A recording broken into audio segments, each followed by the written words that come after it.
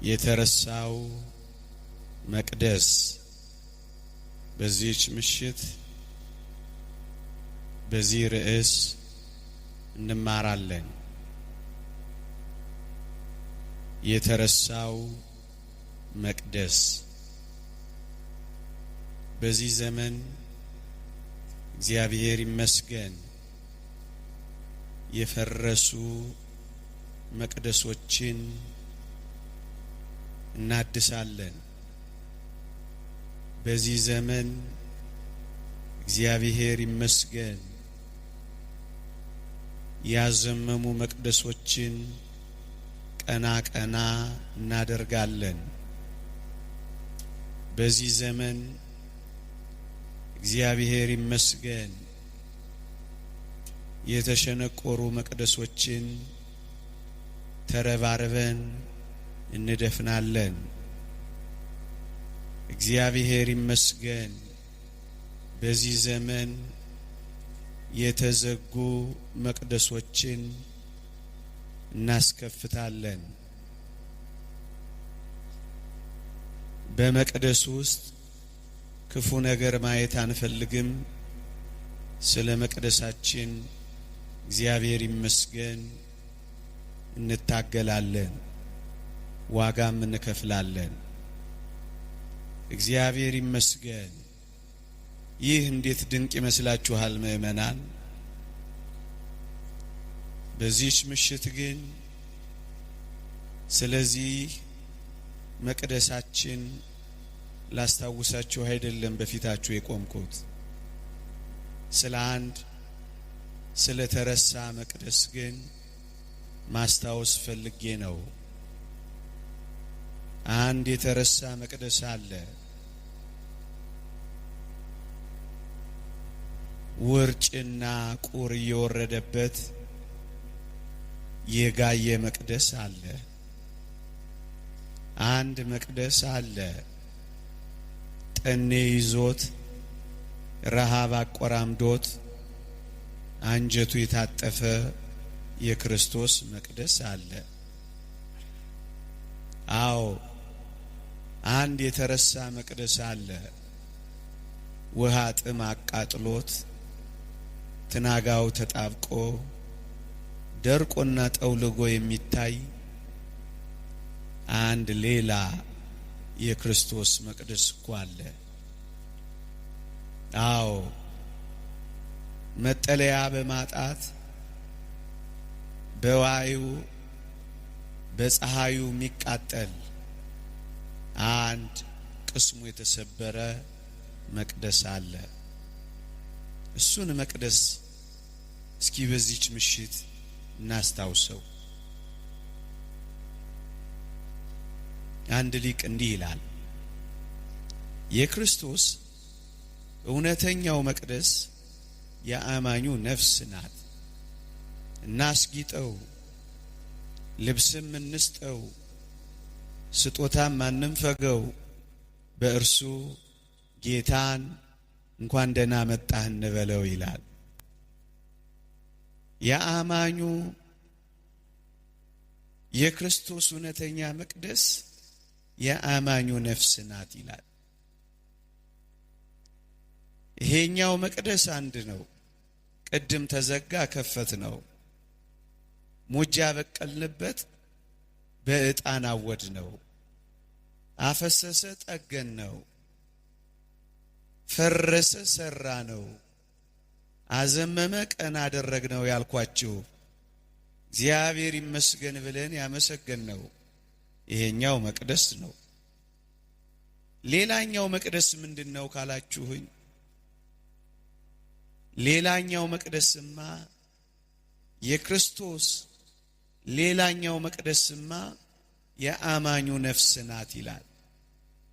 እናስጊጠው፣ ልብስም እንስጠው፣ ስጦታም አንንፈገው፣ ክርስቶስን በእርሱ እንኳን ደህና መጣህ እንበለው ይላል።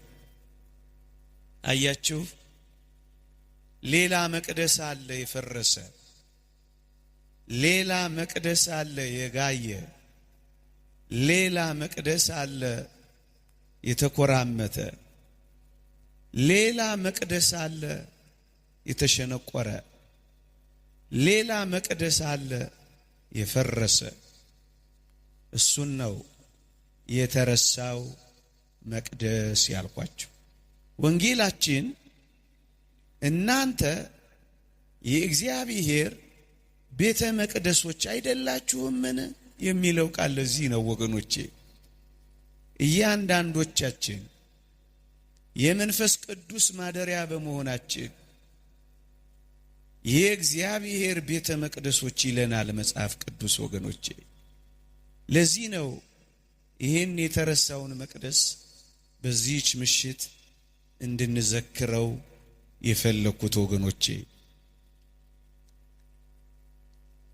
ሊቁ ዮሐንስ አፈወርቅ በዚህ ጉዳይ ላይ ሰፊ ትምህርት የሰጠው በረከቱ ይደርብንና ሊቁ ዮሐንስ አፈወርቅ ስለዚህ መቅደስ ግሩም አድርጎ አትቷል።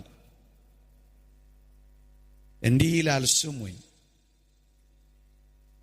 ደሃው ወገንህ በረሃብ እየማቀቀ አንተ የጌታን ማዕድ መንበሩን በወርቅና በብር ዕቃዎች ብትሞላው ጥቅምህ ምንድነው ይላል። እዩ፣ ሁለት መቅደሶችን ያነጻጽራል ሊቁ። ደሃ ወገንህ በረሃብ ምክንያት እየማቀቀ አንተ ይሄኛውን መቅደስ መንበሩን በወርቅ ማስጌጥህ ጥቅሙ ምንድነው ይላል። ይቀጥላል። ነገር ግን አስቀድመ ደሃውን አብላው፣ አጠጣው፣ እንዲሁም አልብሰው፣ በመቀጠል መንበሩን በፈለከው መልክ በወርቅም ይሁን በብር አስጊጠው ይላል። ይሄን እንድታስጌጠው አይከለክልህም፣ አታስጊጠው አይልህም፣ አስጊጠው። ግን ወገኔ ሆይ መጀመሪያ በረሃብ የወደቀውን፣ መጀመሪያ በጥም የተቃጠለውን፣ መጀመሪያ በማጣት የጠወለገውን፣ በተስፋ ማጣት የተኮራመተውን ደሃውን አብላው፣ ደሃውን አጠጣው፣ ደሃውን አልብሰው፣ አስጊጠው፣ ከዚያስ በፈለከው መልክ ይህንን አክብረው ይላል። ያኛውን መቅደስ እያሰብክ ይሄንን ደግሞ የበለጠ አክብረው ይላል። ይሄን መቅደስ ነው ላስታውሳችሁ የፈለኩት። እንደውም ይቀጥልና ምን ይላል? ለደሃው ለጥሙ ጠብታ ታክል ቀዝቃዛ ውሃ እንኳን ሳትሰጠው የወርቅ ጽዋን ስጦታ አድርገህ ለእግዚአብሔር ታመጣለታለህን ይላል። እንዴት ያለ ፌዝ ነው የሚል አይመስላችሁ? ለደሃው ቀዝቃዛ ጽዋ ውሃ ሳትሰጠው አንተ እዚህ መቅደሱን በወርቅ ጽዋ ማስጌጥህ እግዚአብሔር ይደሰትበታል ብለህ ነው ወይ እኮ ነው የሚለው። ይቀጥላል። አካሉን የሚሸፍንበትን እራፊ ጨርቅ ለደሃ ወገን ነፍገሃው መንበሩን በወርቅ ቅምጫ ጨርቅ በማስጌጥህ ከጌታ ዘንድ የረባ ዋጋ አገኛለሁ ብለህ ታስባለህ ይላል። ወይት ወደዳችሁ ኦርቶዶክሳውያን፣ ያኛው የክርስቶስ ሥጋ ነው። ምክንያቱም ድሆችን፣ አንካሶችን፣ ጉንድሾችን በዚህ ምድር ላይ ታናናሽ የሚባሉትን ክርስቶስ እኔ የሚላቸው ከሆነ ያኛው እኔ የሚባለው ክርስቶስ ተራቁቶ እዚህ መጥተ ደግሞ መንበሩን የምታለብሰው እንዴት ነው? ይሄን በወርቅ ማልበስ እኮ ጥሩ ነው፣ ግን ደግሞ ያኛውን ለምን አራቆትከው?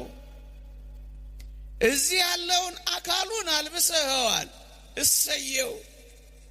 እዛ ያለውን አካሉን ግን እራፊ ጨርቅ ነፍገኸዋል። ምን ነው? ለምን መሰለ? እዚህ መንበሩን የምታከብረው የክርስቶስ ሥጋና ደም ስላለ ነው። ያኛው ደግሞ ረግጠኸው የገባኸው ደግሞ እሱ ራሱ የክርስቶስ ሥጋ ነው፣ አካሌ ይለዋል። እዛኛው አራቁተው እዚህኛው ብታለብስ፣ እዛኛው ረግጠኸው እዚህኛው ብታከብረው ጌታን ደስ የምታሰኘው ይመስልሃልን? ነው እኮ የሚለው። ይህን ለምን ማሳየት ፈለጉ? የሁለቱን መቅደሶች ንጽጽር በሊቃውንትም ጭምር ግጥም አድርገን እንድናስበው ነው። ያም ሥጋው ይህም ሥጋው፣ ይህን የምታከብረውን ያክል ያንንም አስታውሰው። ለዚህ የምታመጣውን ክብር ለዛኛው ጥቂት እንኳን አድርገው። ለዚህ የምታደገድገውን ጭምር ለዛኛው ጥቂት እንኳን አትንፈገው። ያም የክርስቶስ ማደሪያ ነው፣ ይህም ደግሞ የክብሩ ዙፋን ነው። ታዲያስ ያኛውን አትርሳው፣ ያኛውን አስታውሰው ነው የሚለው ወገኖቼ። እንደው ምን ይላል? አስቀድመህ ደሃ ወገንህን አስበው፣ መግበው፣ አልብሰው፣ ከዚያም ሥጋውንና ደሙን ከፈለክ በሐር ጨርቅ አክብረው። በዚህ ያከበርከውን በዚያ ግን አታራቅተው። ይህን ሥጋዬ እንዳለው ያንን ደግሞ ብራብ አላበላችሁኝም ያለው አካሉ ነው።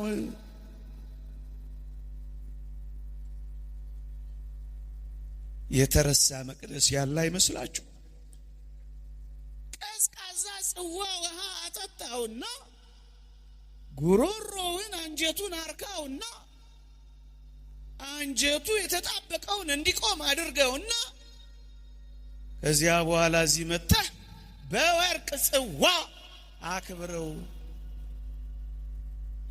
አትርሳው ብሎ ነው የሚጀምረው። ኦርቶዶክሳውያን እስኪ የምር እንነጋገር። እንደ ክርስቲያን ደግሞም እንደ መንፈሳውያን ደግሞም ከፍ እንዳለ አእምሮ እንዳለው ኦርቶዶክሳውያን ደግሶቻችን፣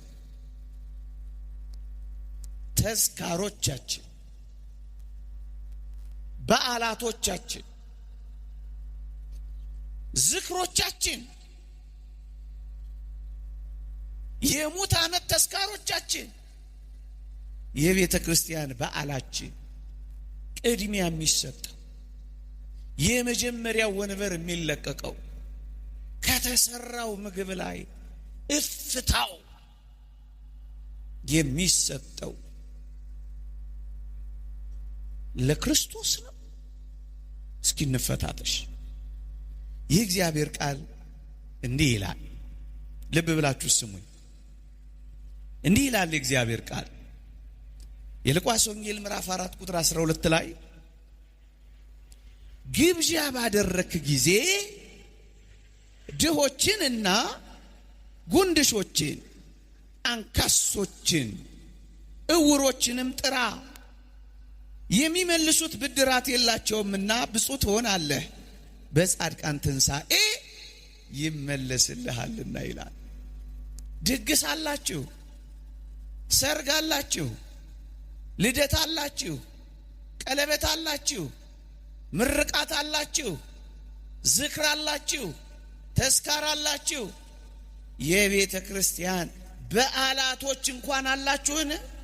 እንግዲያውስ ድሆችን፣ ጉንድሾችን፣ አንካሶችን፣ የሚመልሱት የሌላቸውን ምስኪኖችን ጥሩበት ነው የሚለው።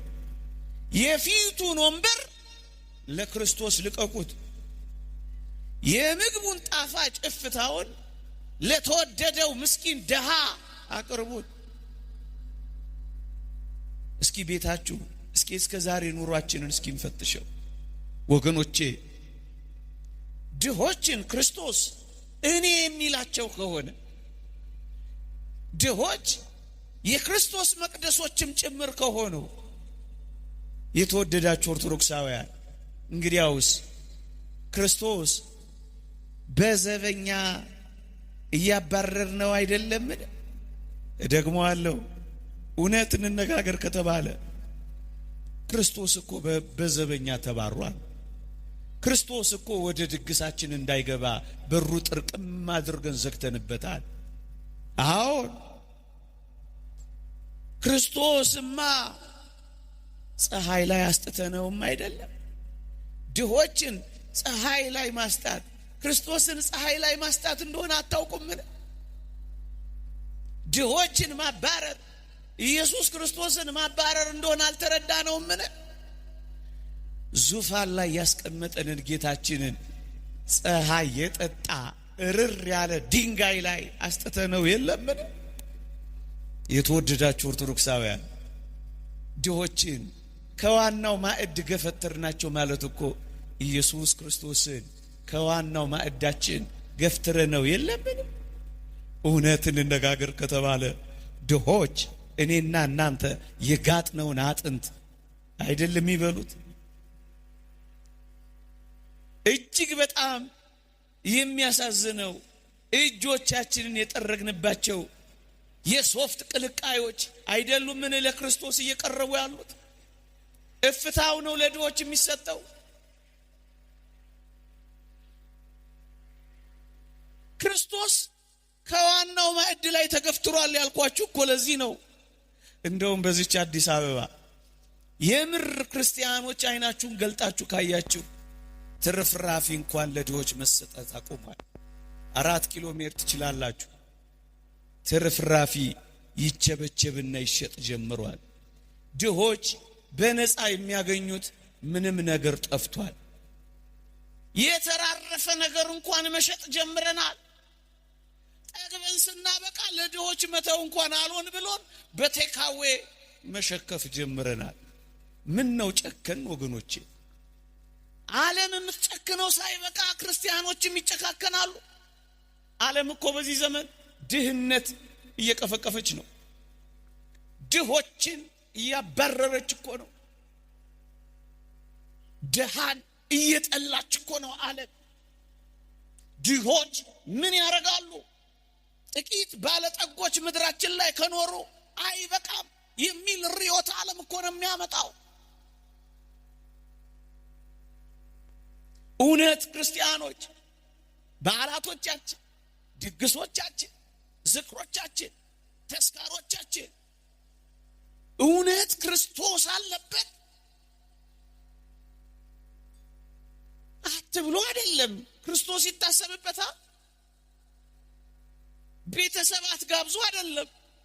ቅድሚያ ምንም የሌላቸው ዘመዶቻችን ድሆች አይቀርሙ። ድግስ ባደረክ ጊዜ ድሆች፣ ጉንድሾችን፣ አንካሶችን ጥራ።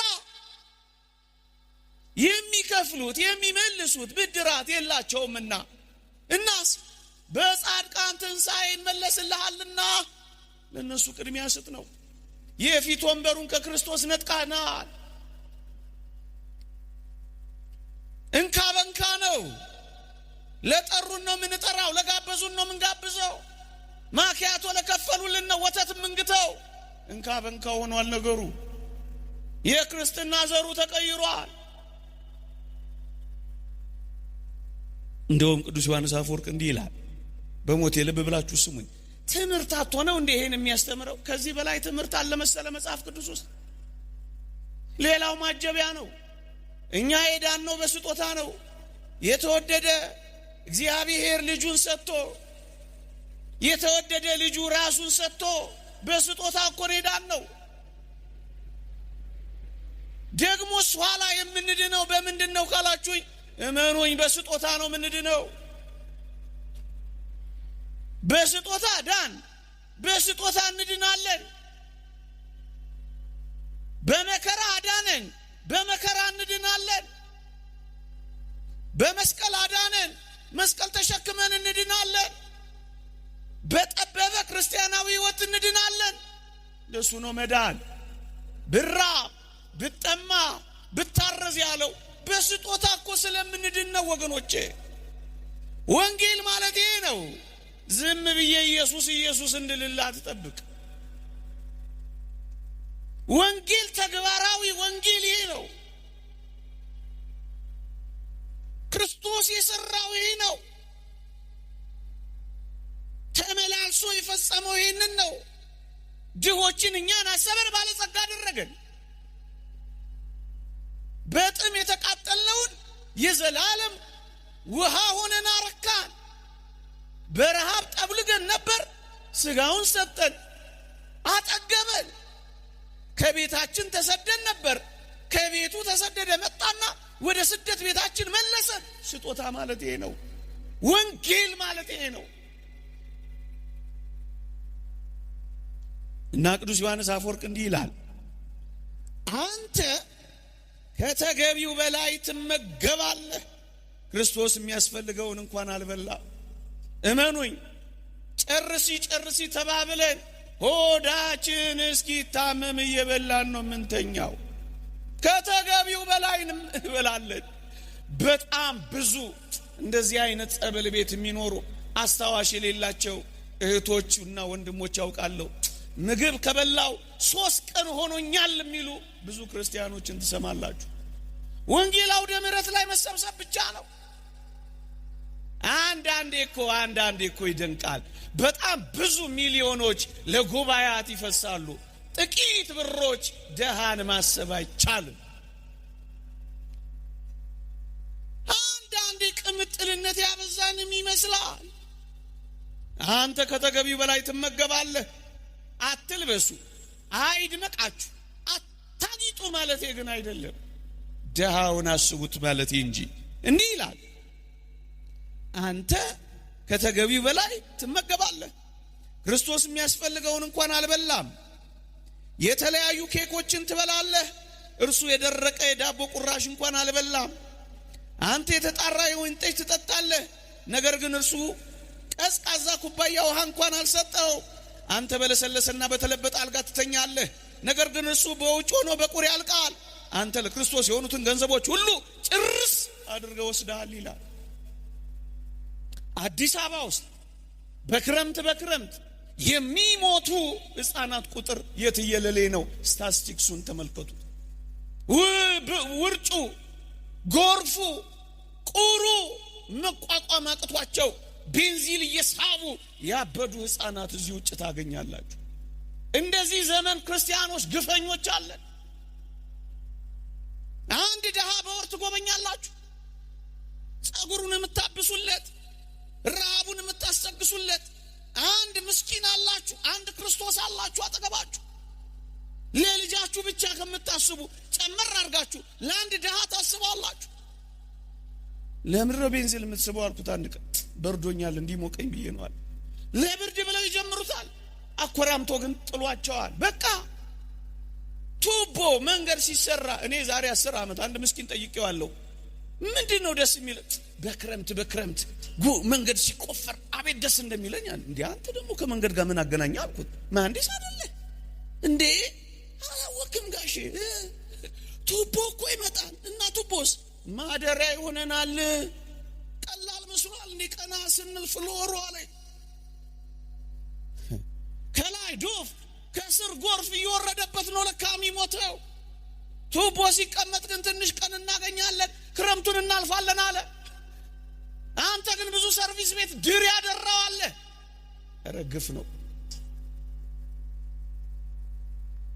አንድ ደሃ የምትጎበኝ በቃ ብዙ እኮ አይደለም፣ ጥቂት እንደው የእውነት ማውገዜ አይደለም፣ ፍርደኛ መሆኔ አይደለም።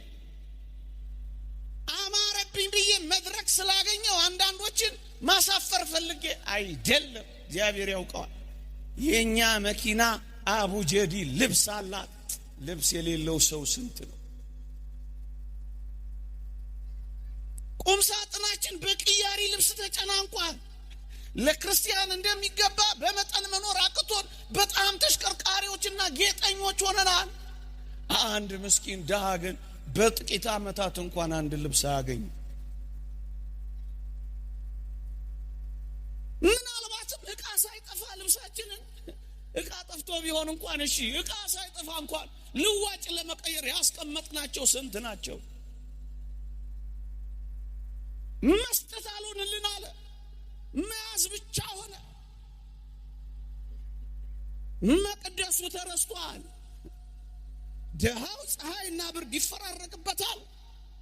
እኛ ሞዴል ብራንድ ይፈራረቅ።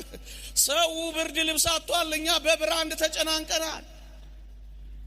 ድሃው አልተረሳም፣ መቅደሱ አልተረሳም፣ ምስኪኑ አልተተወም።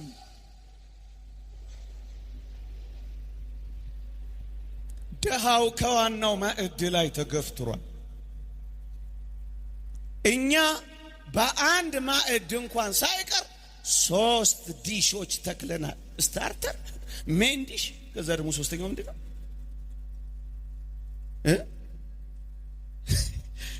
ስታርተር ይባላል፣ የሆነ ነገር ይባላል። ከዛስ ሜን ዲሽ ይመጣል። ከዛስ ዴዘርት ይባላል። ዲዛስተር ነው፣ ዴዘርት ነው፣ ዴዘርት ነው፣ ዲዘርት ነው። 3 ቀን አይበላ። እኛ በአንድ ዲሽ 3 ምግብ አትብሉ እያልኩ እኮ አይደለም። ምን አለ አንዱን ለድሃው ብትሰጡት እኮ። የት አለች ወንጌል? የት አለች ክርስትና? የት አለ ድሃውን ማሰብ? የት አለ ምስኪኑን ማሰብ?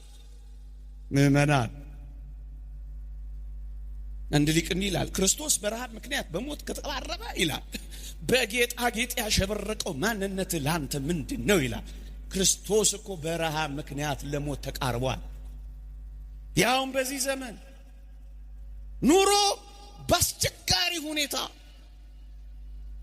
በተወደደበት፣ ምን በላ ምን ጠጣ ያለ ሰው በሚያስብበት፣ እንኳን ያለው እንኳን የሌለው ያለው እንኳን እንዴት ቀን እንደሚገፋ በተጨነቀበት፣ ኑሮ አስማትና ተአምር በሆነበት፣ ዙሩን ማክረር እንጂ ማቅለል ለዓለማችን ባልሆነበት በዚህ ዘመን እንደ ክርስቲያኖች ሊተሳሰብ የሚገባ ይኖር ይሆን? ብዙዎች ተስፋ እየቆረጡ፣ በጣም ብዙዎች ተስፋ እየቆረጡ። ታዲያ የረሳናቸው እንተዋወሳ። የዚህ ትምህርት ዓላማ እሱ ብቻ፣ ሌላ አይደለም። እንድንጎራረስ። በጥንቷ ቤተ ክርስቲያን ታሪክ ልንገራችሁ። በዕለተ ሰንበት ሁል ጊዜ የገንዘብ ማዋጣት ይደረግ ነበር በዕለተ ሰንበት። ከዚያስ ለድሆች ይከፋፈል ነበር። የገንዘብ መዋጫችን የት አለ? የለም። እስኪ ሰብሰብ በሉና ምንጣፍ የምታነጥፉ ሰዎች አሁን ይቀየርና ምንጣፉ ይኑር፣ ግን ደግሞ ሐሳባችን ቀየር ብለን ለዚህ ለምስኪን ድሃ ጎዝጉዙለት እንዲበላ። የሚራቡትን በቤት ቁጥር አውጥታችሁ እስኪ ሰብሰብ ብላችሁ ልባም እናቶች ትንንሽ አገልግል እያያዛችሁ እስኪ ተጎራረሱ። ልባም ወጣቶች እስኪ ይህንን አድርጉ፣ ተዉት። ለድሃ የሚሰጥ ለእግዚአብሔር ያበድራል ነው የሚለው መጽሐፍ ቅዱስ። ለእግዚአብሔር አበዳሪዎቹን እስኪ ስራ ስሩ። ክርስቶስ በረሃብ ምክንያት ለሞት ከተቃረበ የኛ መሽቀርቀር ምንድን ነው? በልክና በመጠን እንኑር ነው ዓላማው። አትልበሱ አይመርባችሁ እያልኩ አይደለም። በልኩ በመጠን ኑሩ አይልም ወንጌላችን? በመጠን 2 እግሮች የሉህምን? ሂድና ጠይቅበታ። 2 አይኖች እኮ አሉ። ሂድና የታመሙትን ጎብኝበታ። ቢያንስ 1 ጣራ እኮ አለ፣ አስጠልልበታ። ገንዘብ ባይኖርህ፣ የምትሰጠው ብልጽግና ባይኖርህ፣ እግር አለ፣ ጎብኝበት። አይን አለ፣ እይበት። ጸሎት አለ፣ ስጠው። ፈቃድ አለ፣ ፈቃድህን መጽውተው። ወገኖቼ ሀብት የሚባለው ምንድን ነው? በኪስ የሞላው ብቻ፣ በቦርሳ የታጨቀው ብቻ፣ በጎተራ የተከተተው ብቻ፣ በአካውንት የተቀመጠው ብቻ እሱ ብቻ አይደለም ሀብት። እና ሌላ ሀብት ምንድነው? ሌላ ሀብትማ ምንድነው? በጉልበታችሁና በወዛችሁ ተንከባከቧ። እውነተኛ ክርስቶሳውያን መሆን የምትፈልጉ፣ እንደ ቅዱሳት አንስት እህቶች መኖር የምትፈልጉ፣ እግዚአብሔርን በዚህ ህይወት ማክበር የምትፈልጉ በጉልበታችሁ ልብሳቸውን እጠቡላቸው። በሳምንት አንድ ቀን ሄዳችሁ ቤታቸውን አጽዱላቸው። ፀሐይ የማይሞቁትን አሙቋቸው። ተባያቸውን አራግፉና ለስጋው ደሙ አብቋቸው። ነጭ ልብስ አልብሷቸው። ስራችሁ ይሄ ብቻ ይሁን። ገንዘብ የለሽም፣ ጉልበት አለሽ። ይሄ ሀብት እኮ ነው፣ ይሄ ጸጋ እኮ ነው ወገኖቼ። ጉዳይ አስፈጽምላቸው። ባንክ ቤት ሄደው መፈረም ሲፈልጉ ጎትታ አግዛቸው። ሀብት ማለት እኮ ይሄ ነው። ኦርቶዶክሳውያን በዚህ ዘመን ቤት ሞልቷቸው የሰው ረሃብ የያዛቸው አሉ። ሰው የናፈቃቸው ገንዘብ ይቆረጥላቸዋል፣ ወላጆቻቸው ግን አያዋቸው። ሰው የራባቸው አሉ። ተጠርቅሞባቸው የሚኖሩ ትልልቅ ህንፃ ውስጥ የሚኖሩ ጎብኛቸው። መብል ሞልቷቸው ፍቅር የራባቸው አሉ። ጸብ የከበባቸው ሴጣን ፍቅር ያስተዋቸው ያጠላላቸው። እንዴት ክፉ ዘመን እንደሆነ የተወደደች አመጣ የወለደችን እናት ያጣላቸዋል። ፍቅር ስጣቸው። የሚያወሩት የሚተነፍሱት ይፈልጋሉ። ጆሮ ስጣቸው። ይሄ እኮ ምጽዋት ነው ወገኖቼ። እፍኝ ጥሬ ሞልቷቸው አስታዋሽ ልብ የተነፈጋቸው አሉ። ይሄን ልብህን ስጣቸው፣ አስታውሳቸው። 2 ዲናር የለም ሞልቶ ለምንድን ነው ሌሎቹንም እንዴ አታውቅም? እንደ አውሮፓውያን ለውሻ እኮ በአመት $8 ቢሊዮን እኮ ነው ለውሻ ምግብ የሚያወጡት። ታዲያስ እነሱን ወቀስሽ? እኛስ ለተኩሳችን፣ ለጥፍር መሞረጃችን፣ ለዚህ አስደናቂ ዊጋችን አይኑር። እንደዚህ ምንም አጣይ አይመርባችሁ እኮ። በመጠን አይሆንም፣ በልክ አይሆንም። እግዚአብሔር ይወደዋል ይሄን ያህል ብዙ ሰውነታችንና አካላችን ላይ ኢንቨስት ማድረግ፣ ትልቅ ፋብሪካ መገንባት እስኪመስል ድረስ።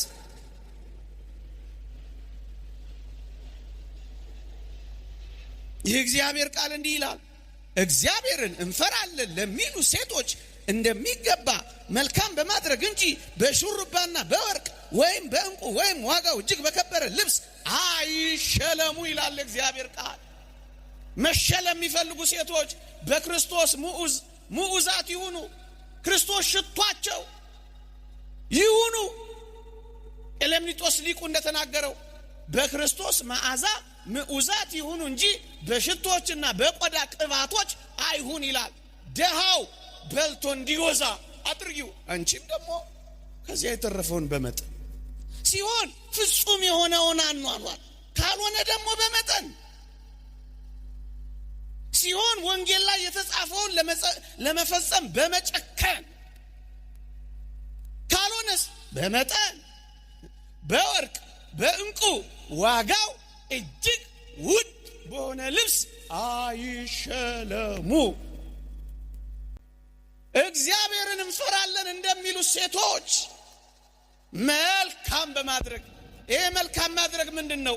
እንግዶችን መቀበል ነዋ። ይሄ መልካም ማድረግ ምን ማለት ነው? የቅዱሳንን እግር ማጠብ ነዋ። ድሆችን መመገብ ነዋ። ምእመናን የምር ክርስቶሳውያን መሆን ከፈለግ እንዲህ አይነቱን ስራ በሰፈር ውስጥ፣ እንዲህ አይነቱን ስራ በምግባረ ሰናይ አለን አይደል? ምግባረ ሰናይ በአመት አንድ ጊዜ በሬ ያረድን የአመት አንድ ቀን ጥጋበኞች መፍጠር አይደለም፣ ሰካራም መፍጠር አይደለም መሆን ያለበት። በር የተዘጋባቸውን እፍኝ ጥሬ ኩባያ ውሃ የሌላቸውን እነዛ የሚያገላብጥ ያጡትን ቅድስት መሆን ከፈለግሽ ይሄንን ስሪ። ጽም ብለሽ እውቅና አገኘሽ አልገኘ የለም፣ ሰው አወቀ አላወቀ የለም፣ ተጨበጨበላ አልተጨበጨ አይመለከትም። ክርስቶስን ነው የምታስተናግደው። የእግዚአብሔር ቃል እንዲህ ይላል፣ ልጆችን በመልካም ማስተዳደር፣ እንግዶችን መቀበል፣ የቅዱሳንን እግር ማጠብ በትሩፋት ታጌጡ ዘንድ እወዳለሁ። ትሩፋት እስካልከኝ ምንድነው? ይሄው አትርሳው። ያን መቅደስ ሲፈርስ ዝም አትበለው። ይሄ መቅደስ ሲፈርስ እንደምትረባረብበት ያ መቅደስ እየፈረሰ ነው። ድረስለት፣ ሩጥለት፣ ገስግስለት። አትርሳው። ያውም እንዲህ ባለ ከባድ ዘመን። እንደውም ሲራክ ምንድነው የሚለው? ምዕራፍ 11 ቁጥር 4 ላይ በልብስ ጌጥ አትታበይ፣ በከበርክበት ወራት ራስን አታኩራ ይላል። በልብስ ጌጥ መታበይ አይደለም። ይልቅስ ቅዱሳንን በማገዝ ሕፃናት እነዚያን ምስኪኖች ድሆችን በመንከባከብህ። እንዴ የአዲስ አበባን ብቻ አይደለም የኢትዮጵያውያንን ሸክም ሁሉ የተሸከመ አንድ ሰው አታውቁም? ሁሉ ጊዜ ሳስበው ስለሚመስጠኝ ነው። አታውቁም? አንድ ሰው ዓለም እንደ ጠራጊ ጉድፍ ተጠቅማ የጣለቻቸውን ሰዎች ሁሉ የሚሰበስብ አንድ ሰው አታውቁም? ቱቦ የተጣሉትን ሰዎች የሚሰበስብ ቤተሰብ የታከተውን የሚሸከም አንድ ሰው አታውቁም? አታውቁም? አታውቁም? ይሄ በነፍስ ወከፍ ቢሰራ አገር ባዳነ ነበር ወገኖች። የአገርን ዋጋ የተሸከመ አንድ ሰው አይታያችሁ እንዴ? ባይቀረጽ ደስ ይለኝ ነበር። ይሄ መቆም አይችልም፣ ብዙዎችን ግን ያቆማል። አይችዋል። መቀመጥ አይችልም፣ ብዙዎችን ግን ከወደቁበት አንስቷል። መብላት አይችልም፣ ብዙዎችን ግን ረሃባቸውን አጥግቧል። ወንጌል ይላል ይሄ ነው። በቃ እየቀለጠ የሚያበራ ወንጌል ይላል ይሄ ነው። እያካፈለ አይደለም፣ የሌለውን እንኳን የሚሰጥ ወንጌል ይላል ይሄ ነው። ይሄንን ኑርበት። ጥቂት ሊለምኑን አይገባም። ለምን ልንሰጣቸው ነበር የሚገባው ወገኖቼ። መኩራት የነበረብን በልብሳችን የምንታበይ እኛ አልነበርም መሆን የነበረብን። መኩራት የነበረባቸው እነዚህ ነበር። ለምን ልንሰጣቸው የሚገባ? የመኪናችንን መስኮት ልንዘጋባቸው አይገባም ነበር። ሽታቸው አያሸሸንም ነበር። ማን ያጠባቸው? ማን ነው በር የከፈተላቸው? ማን ነው አባከና ያላቸው? ሕይወት የታለች? ወንጌል የታለች? ክርስትና የታለች? አንድ ሊቅ እንዲህ ይላል፣ ክርስቶስ ዘውትር ወደኛ የሚመጣው በደሃ ወይም በእንግዳ ሰው ነው ይላል። ክርስቶስን ማግኘት ከፈለግ ደሃውን አግኘው፣ እንግዳውን ተቀበለው። ክርስቶስ እኮ የሚገኘው እንደዚህ ነው። ወንጌል የሚያስተምረን ይህንን ነው።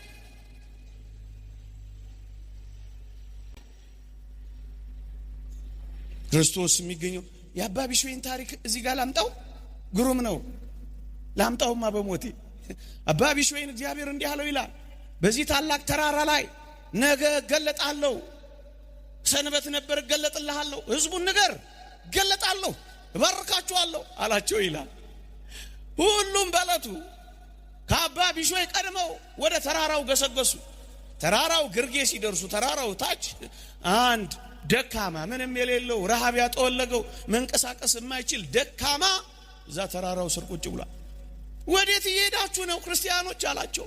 እግዚአብሔር በተራራው ላይ ገለጣለሁ ብሎ ለአባ ቢሾይ ነግሮታል። በተራራው ላይ ክርስቶስን ለማግኘት ሩጫ ይዘናል አሉት። እባካችሁ እኔንም ጌታዬን አሳዩኝ ብሎ ለመናቸው። ማን ይሸከማል አንተ? ማን ጊዜ ይሰጣል አንተ? ትተውት ሁሉም ወደ ተራራቸው ገሰገሱ። መጨረሻ የመጣው ማን መሰላችሁ? አባ ቢሾይ ነው። ስዕሉን ተመልከቱትማ። አረጋዊው አባ ቢሾይ ልክ ተራራው ግርጌ ሲሄድ አንድ ምስኪን ወድቆ አገኘ። አባ ቢሾይ አባቴ የት ነው የምትሄደው አለው። እግዚአብሔር በተራራው ላይ ይገለጣል። እናስ ልናየው ልናገኘው ነው የምንሄደው። እባክህ እኔንም ውሰደኝ። እሺ። አረጋዊ ነው። የተንቀጠቀጠ ጉልበት ያለው፣ የጎበጠ ወገብ ያለው፣ የጃጀ ሰውነት ያለው፣ ሊፈርስ አንዳሙስ የቀረው ሰውነት ይዞ ስዕሉን ተመልከቱት። በቤተ ክርስቲያን ደሃውን ተሸከመው ይላል። ከዛስ ተራራውን ይወጣ ጀመር። ወገኔ ይሄ ዘመን እንደ ተራራ ነው። ካልተሸካከምን የማንዘልቀው፣ ካልተደጋገፍ የማንሻገረው፣ ብርቱ በት ነው ይህ ዓለም እያሳረፈ ያለው። ተሸከመው። እናንተ ኦርቶዶክሳውያን ዘመዶቻችሁን እንኳን መሸከም ሰልችቷችሁ ይሆን? አንዳንድ እናቶች ልጆቻቸውን እንኳን መሸከም ሰልችቷቸዋል። እንሰማለን እኮ አንዳንድ እናቶች ልጆች የለፉበትን እንኳን ማስቀመጥ እኮ አቅቷቸዋል። ይነግሩናል አንዳንዶች። ባላችሁን መሸከም ሰልችቷችሁ ይሆን? የሚስትን ጥቂት አመል መሸከም ሰልችቶ ይሆን? ወንድምህን ደጉመው። የት ይል ታዲያ? ተስፋ እንዳይቆርጥ አንተ ኑርለት። አንተ ለሱ ብትኖር ምንድነው የሚሆነው? ብታጣ እኮ የሆነ ነገር ነው ብታጣው። ወንድምህን ግን ከሞት ታተርፈዋለህ፣ ትሸከመዋለህ። ስንቶቻችንን መሸከም ችላችኋል? እየተሸካከምን ነው ወይስ እየተጣጣልን? እየተጋገዝን ነው እየተገዛገዝን? እየተቃቀፍን ነው እየተገፈታተርን? ማንን ተሸክመሃል አንተ? እርግጥ ኢትዮጵያውያን በጣም አስገራሚ። እኔ እንደው ከፍ አድርጌ ልናገረው እንጂ አውቃለሁ፣ እናውቃለን። አንዳንድ አባቶች፣ ኧረ ብዙ አባቶች እናውቃለን፣ ምን ያደርጋሉ? ጥቅጥቅ አድርገው ለልጆቻቸው ምሳ ሳህን ይቋጥሩና እነሱ ግን ባዶ ምሳ ሳህን ይዘው የሚሄዱአል። እየሰማችሁኝ ነው? አንዳንድ እናቶች አሉ ሳይበሉ ለልጆቻቸው አጉርሰው የሚጨርሱ። እነሱስ አንጀታቸው ተጣብቆ ሌሊቱን የሚያድሩ አሉ። አውቃለሁ ስለ አንድ አባት የሚነገረው። እንደዚህ ያረግና መስሪያ ቤት ሲሄድ በፌስታል ምሳ ሳህን ይዞ ይሄዳል። ጓደኞቹ ና እንብላ ሲሉት እኔ ትንሽ ቆይቼ ነው የምበላው ይላል። ከፌስታሉ ሳይወጣ አውቆ በፊታቸው ይመላለሳል ምሳ እንደያዘ ሰው። አቤት አስደናቂ ሰርቪስ እያዘጋጁ ለልጆቻቸው በእግር የሚኳትኑ ስንቶች አሉ። ወንጌል ማለት እኮ ይሄ ነው። ልጁ እንዳይሳቀቅ እሱ እየተሰቀቀ የሚኖር አባወራ ነው ያለው። ይሄ ደስ ያሰኛል። ተሸካክመው የሚኖሩ አሉ ልላችሁ ነው። መሸከም ልሙድ። ለምን እንደማይሰራ ምን እናውቃለን? ምን ትግል እንዳለበት ምን እንረዳለን? አትሰራም አንተ፣ ጉልበት አለ ስታየው ያለ ይመስላል፣ ግን ላይኖረው ይችላል። ምን እንደተያዘ በምን እንደሚኖር ምን እናውቃለን? ስካነር የለንም የምናውቅበት። ምንም ይሁን መሸካከም እንልመድ። ተሸክሞ ትወጣላችኋል። ግድ የለም ተሸክመሽ ጉበጪ። ግድ የለም ተሸክመን ቢሆን ጉበጥ፣ እግዚአብሔርን ታገኘዋለህ። ክርስቶስ በተራራ ላይ ይገለጣል፣ ይዞት ሄደ። እነዛ ምእመናን ቢጠብቁ እግዚአብሔር የለም፣ ቢጠብቁ እግዚአብሔር የለም፣ ቢጠብቁ ክርስቶስ አይታይም። ከዚያስ ድምፅ መጣ። ምን የሚል? አባ ቢሾይ የታለህ እያለ አባ ቢሾይ ተጨነቀ። ልታሳፍረኝ ነው ልታዋርደኝ ነው አለው።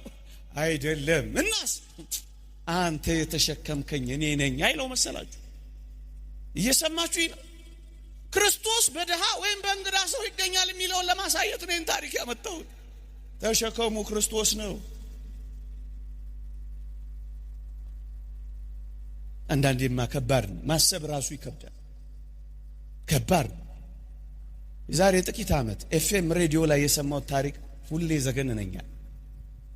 አንድ አጥማቂ ነበር እዚህ እስጢፋኖስ ቤተክርስቲያን። ይሄንን የሰማች አንዲት ከገጠር የምትኖር ኦርቶዶክሳዊት ታማሚ ናት። ለመጠመቅ ትፈልግና 3 ሕፃናት ልጆቿን ይዛ እስጢፋኖስ ቤተክርስቲያን ትመጣለች። አባ ከና ያላት የለም፣ መጠለያም አልተፈቀደላት፣ ቤትም የሰጣት የለም፣ ገንዘብም የላትም። ባሏ ትቷት ሄዷል። እየተጠመቀች ጥቂት ቀን አደረች። እስጢፋኖስ ጀርባ ታውቃላችሁ ወንዞች አሉ፣ ጫካዎች አሉ። ከጥቂት ቀናት ቆይታ በኋላ አንድ የተወደደ ሕፃኗን ከጫካውና ከወንዙ የወጣ ጅብ በላባት። ብዙ ክርስቲያኖች እኮ ቤት ባለበት ከተማ እንዲህ ያሉ እንግዶች መጠለያ የማያገኙበት ሀገር የት አለ ማሳረፊያችን? ቤተ ክርስቲያን ለአንዳንዶች ማሳረፊያ የታለ ይሰራቸው? ይሄ ልብ የታለ ያለ?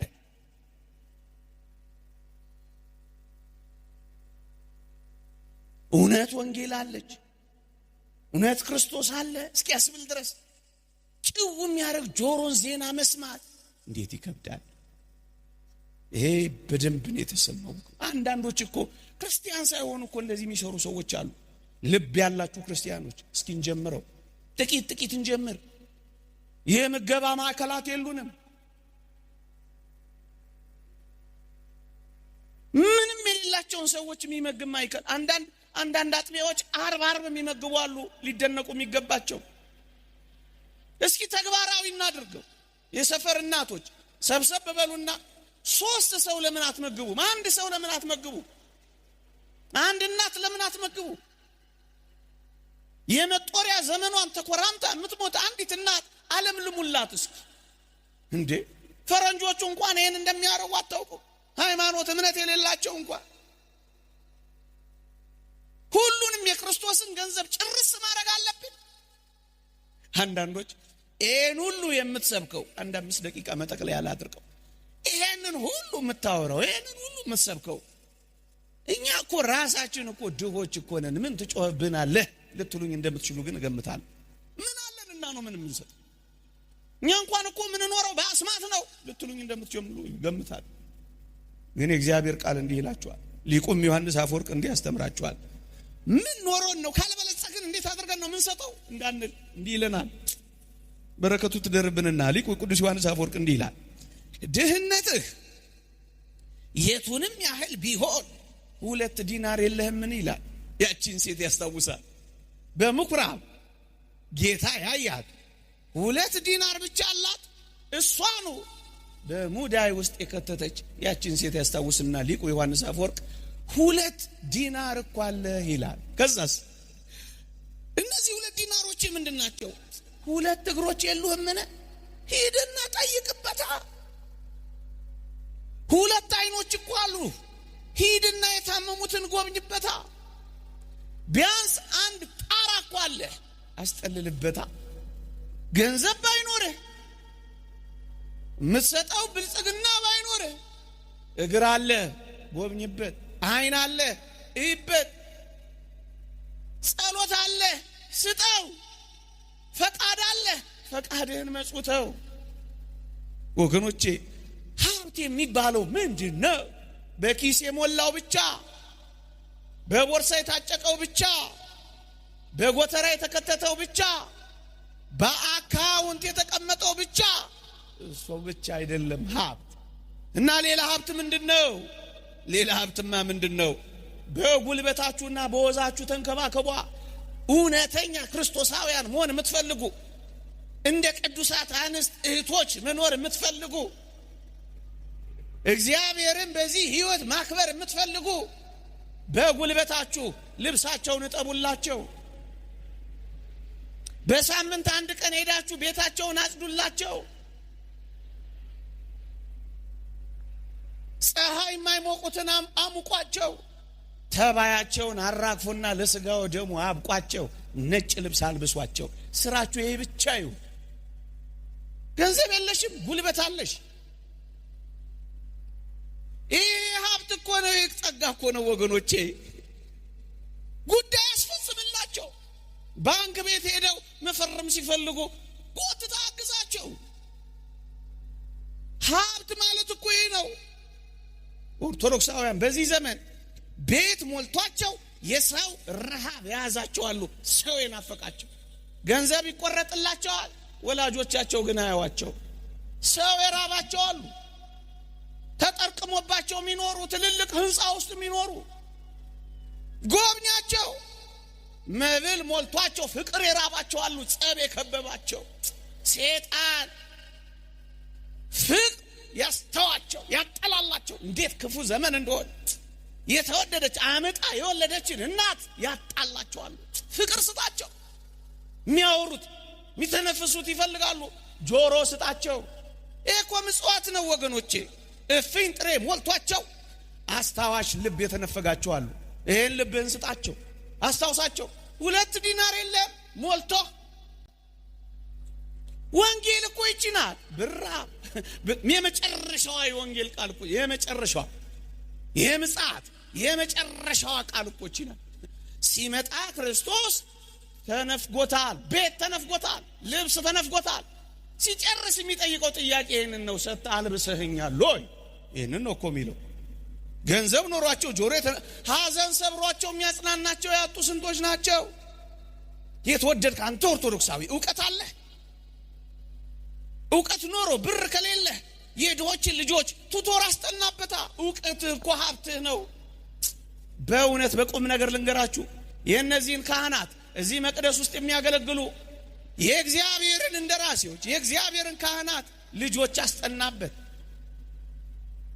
እናንተ እናቶች የካህናትን ኑሮ ሚስቶቻቸውን በመደጎም አቆሙበት።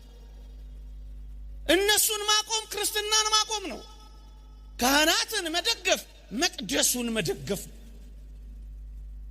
ዲያቆናትን ዳሩበት። እቅጩን ልንገራችሁ፣ ምን እንደዚህ ይሆናል? አትሙት።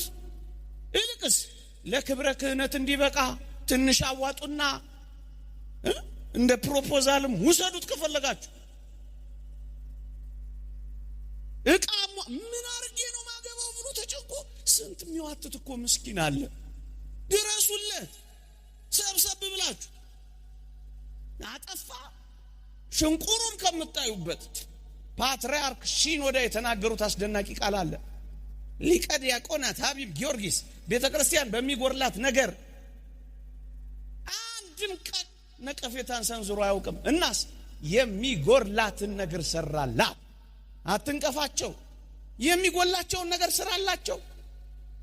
በሽንቁሩ በኩል ቁምለት፣ በቀዳዳው በኩል ሸፍንለት። ሳንሸፋፈን እንገላለጣለን፣ ሳንደጋገፍ እንጣጣላለን። አለ እውቀት ስራበት። ጥቂት ጥቂት ሰብሰብ ብላችሁ አንድ ላይ ካልቻላችሁ ጥቂት ጥቂት ሆናችሁ እውቀት ያጎበጣችሁ ወንጌል ባፋችሁ የሞላ የነፍስ ረሃብ ላለው ስበኩበት፣ አስተምሩ። የሚደርስለት ላጣው ለዚህ ምእመን ወንጌልን እንኳን መንገር እንዴት አስደናቂ ምጽዋት መሰላችሁ! እዚህ ያሉ አገልጋዮች እኔን ጨምሮ ጌታችን የሚጠይቀን ብራብ አበላችሁኝ ወይ ብሎ ምግብ እንዳይመስላችሁ፣ መጠጥ እንዳይመስላችሁ። ተስፋ ለቆረጠው ራሱን እያነቀላለው የወንጌልን ቃል መጽናናት ለሚፈልገው ስበኩት። በየቤቱ ሂዱና አጽናኑት። አለሁል በሉት። አንድ ቀን ተስፋ ስጡት። ብራብ አበላኝ ወይ ይላል አንተ ካህን ሆይ። ብጠማ አጠጣኝ ወይ ይላል። እሱ ነው ጸጋ፣ እሱ ነው ሀብ። አንድ ነገር ግን እናትረሱ፣ ትምህርቴን ለማጠናቀቅ ሁላችንም የትኛውም ጸጋ ቢኖረን የተሰጠን ነው፣ የኛ አይደለም። የተመጸወት ነው፣ ተመጽውተን ነው። ንዑድ ክቡር የሚሆን ሐዋርያ ጳውሎስ እንዳልተሰጠህ የምትመካው ምንድነው ይላል ቆሮንቶስ ላይ። እንዳልተሰጠ ሰው ተመክተናል፣ የኛ መስሎናል። ለዚህ እኮ ነው ኮራ ነው።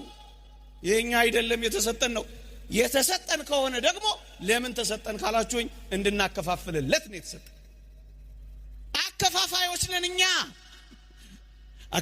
ሰጪው እግዚአብሔር ነው፣ አምጪው እግዚአብሔር ነው። አከፋፋይ ነን፣ ሆልሴለሮች ነን እኛ። እንዳከፋፍልለት ነው የሰጠኝ። በሀብት ላይ የሾመኝ ጉልበት የሰጠኝ እንዳከፋፍልለት ነው። እንደውም ማሪሳቅ ምን ይላል? በዝናብ ያበቀለው በፀሐይ ያበሰለው የእግዚአብሔር ገንዘብ ነው ብለህ በትህትና መጽውተው ይላል። የእግዚአብሔር ነው፣ ስጠው። የተሰጠህ እንድትሰጥ ነው። ጾምህን እንኳን የምትውለው እኮ እንድትሰጥ ነበር፣ እምቢ አልክ እንጂ አንተ። ምን ይላል መጽሐፋችን? በጾም ለክርስቶስ የምንራበው ይላል በረሃብ ምክንያት፣ በጾም ምክንያት የሚራቡትን ሰዎች ረሃብ እንድንማር ነው ይላል። ከዛስ እንድንራራ ነው ይላል። አጠራቅመን እንድንበላ አይደለም፣ እንድንመጸውተው ነው። አሁን ጾም ይገባል። ህይወታችን ይሄ ነው መሆን ያለበት። በፌስታል ይዘሽ ውጪና አቢው በቃ። የቤተክርስቲያናችን ትምህርት የጠዋት ደሃ ለማታ ደሃ እንኳን ይመጽውት ይላል። ረፈድፈድ አድርጎ ለወጣው ሰነፉ ወይም ደግሞ ደካማው የጠዋቱ ደሃ ጥቂት ያካፍለው ይላል። በጣም ጥልቅ ነው ትምህርታችን። የጋራችን ነው አላለልንም እንጂ የጋራችን ነው። እንደውም ዮሐንስ አፈወርቅ ምን ይላል? ታላላቆቹ ጸጋዎች እንኳን የጋራችን ናቸው ይላል። ፀሐይን ተመልከቱ። የኔ ፀሐይ ሚላት ማን ነው? የኛ አይደለች? ታላላቆቹ ጸጋዎች የኛ ከሆኑ ትንንሾቹማ እንዴት የኛ አይደሉም መሰላችሁ? አንድ ዳ በቃ አንድ ምስኪን በወር በቀን ተው የምትችሉ ከሆነ የጋራ አድርጉት። ማዳችሁን የጋራ አድርጉት። በቃ ሌላ የመጨረሻ ልላችሁ የምችለው ሰዓት ስለሄደብኝ ሀብታችሁን በጣም ከፈለጋችሁት፣ ሀብታችሁን በጣም ከወደዳችሁት አንድ ምክር ልመክራችሁ ላብቅ። በጣም ከወደዳችሁት ሀብታችሁን፣ ገንዘባችሁን በጣም ከፈለጋችሁት እንዲህ አድርጉት። በድሆች ሆድ ውስጥ ወደ ሰማይ ላኩት። የሊቃውንት ምክር ነው፣ የኔ አይደለም። እርቃን በወጡት ውስጥ እያለበሳችሁ ወደ ሰማይ ላኳት። የእግዚአብሔር ቃል እንዲህ ይላል፣ በአመፃ ገንዘብ በሰማይ ወዳጆችን ለራሳችሁ አብጁ ይላል። አልዓዛር አብርሃም ወዳጁ እንደሆነ ወዳጆቹን አብጁበት። የሚያቅፏችሁ በሰማይ አብጁበት። እንደ አልዓዛር ያሉ ድሆችን በመጎብኘት ድሆች በሰማይ እንዲጎበኟችሁ አድርጉበት። ወደ ላይ ላኩት። በከርሰ ርሁባን በኩል ለክርስቶስ የምትቀርብ ቁርባን አድርጋችሁ አቅርቧት። ወደ ሰማይ ላኳት። ወደ ሰማይ ላኳት። በዚህ ምድር ላይ ካስቀመጣችሁት ብልና ዝገት ይበላዋል። በሰማይ ከተቀመጠ ግን ብልና ዝገት አያጠፉትም። ሌቦች አጥሩን ጥሰው ግድጋድ ምሰው ግንብ አፍርሰው ጉድጓድ ቆፍረው አይሰርቁትም። ወደ ሰማይ ላኳት። ወደ ሰማይ ባንክ ከማስቀመጥ በላይ ብዙ ኢንተረስት አላት። ወደ ሰማይ ላኳት። አክሲዮን ከመግዛት በላይ ብዙ ትርፍ ብዙ ዲቪደንድ አላት። ወደ ሰማይ ላኳት። ሀብታችሁን ከፈለጋችሁ በድሆች ሆድ ውስጥ በድሆች እርቃን ውስጥ ወደ ሰማይ ላኳት። ተረትም ውሸትም አይደለም። ይህ ዘላለማዊ እውነት። ወንጌል ማለት ደግሞ ይሄ ነው። ይሄን የሚኖሩ ደግሞ የታደሉ ናቸው። እንደዚህ አይነት አስደናቂ ህይወት ደግሞ የለም። ልዕልና ያላት ሰማያዊ ህይወት የምታጎናጽፍ ደግሞ እቺ ናት። ይሄን የሚኖር ደግሞ በጣም ጭምት ነው የሚሆነው። ሀብትን ወደ መቅናቅ ይመጣል፣ አይጣላም። ሰላማዊ ነው የሚሆነው፣ አይገፈታተርም። የምትሰጥ ከሆነ የሌላውን አትመኝም። እመነኝ፣ ወንጌልን ሁሉ በህይወት እየፈጸምክ ትኖራለህ። ይሄ ዓለም የሚጣላው ስለተስገበገበ እኮ የኔ ነው እያለ መከራ የሚበላው እኮ ለዚህ ነው። የአፍሪካውያንን ሀብትና ማዕድን ተቀራምቶ በጦርነት የሚያጫርሳቸው እኮ ይሄ ዓለም ለዚህ ነው። አልገባችሁም ከሆነ አላውቅም። እኛንም ይኸው መከራ የሚያበላን እኮ አንድ ራፊ መሬት ሊሆን ይችላል ትቶት የሚሄደው። ይኸው ለምን ስግብግቦች ሆድ መስጠትም ቢያል መቀበል ብቻ ነው የምንፈልገው። እንካ አይደለም አምጣ ነው ጸሎታችን ሁሉ አምጣ ነው። ሀብትን መናቅ ይማራል። በጣም አስደናቂ የትሩፋት ህይወትን መኖር ይጀምራል። እንዲህ አይነት ሰው ጸጥተኛ ይሆናል፣ ጭምት ይሆናል፣ አፍቃሪ ይሆናል። እንዴት አስደናቂ ልዕልና አላት መሰላችሁ። ስለዚህ ወደ ሰማይ እንላካት።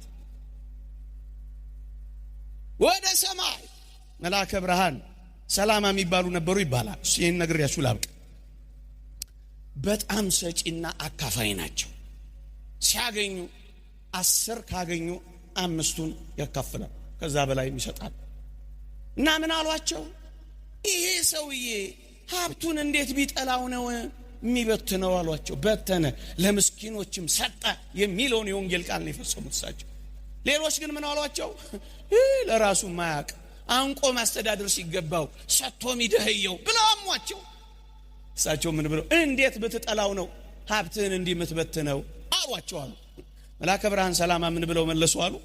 እኔም ልጆቼም ወደ ኋላ ወደ ምን ሄድበት መጨረሻ ወደ ምናርፍበት ወደ ባችን አስቀድሜ ሀብቴንና ንብረቴን ብሰደው ጠላሁት ወይስ ወደድኩት አሏቸው አሉ። አውሮፕላኑን የሰማችሁት እኔ ነው የሰማችሁኝ።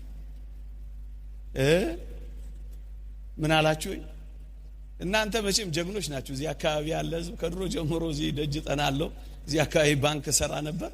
ይሄ አውሮፕላን እንዴት ነፍስ እንደሚሰቀጥጥ እንጂ ይሄን የታገሳችሁ መቼም ብዙ ጩኸትን ትታገሳላችሁ። እናንተ ሰምታችሁኛል። ግን ጠላሁ ወይስ ወደድኩት አላችሁ። ምን ቢለ እኔም ልጆቼም ኋላ ወደ ምን ሄድበት አስቀድሜ በሰደው ወደድኩት ወይስ ጠላሁት አላቸው። ወደዱት ወይስ ጠሉት? ሰምታችሁኛል ማለት ነው። እሰይ ሀብታችሁን ከወደዳችሁ ወዴት ላኳት? የተረሳው መቅደስ። ተግባራዊ ህይወት ከዛሬ ጀምሮ እንጀምር። ይቆየን። የእግዚአብሔር ቸርነት፣ የእመቤታችን አማላጅነት፣ የቅዱሳን በረከት ረድኤት አይለየን። እግዚአብሔር ይስጥልን። አሜን። አብራስ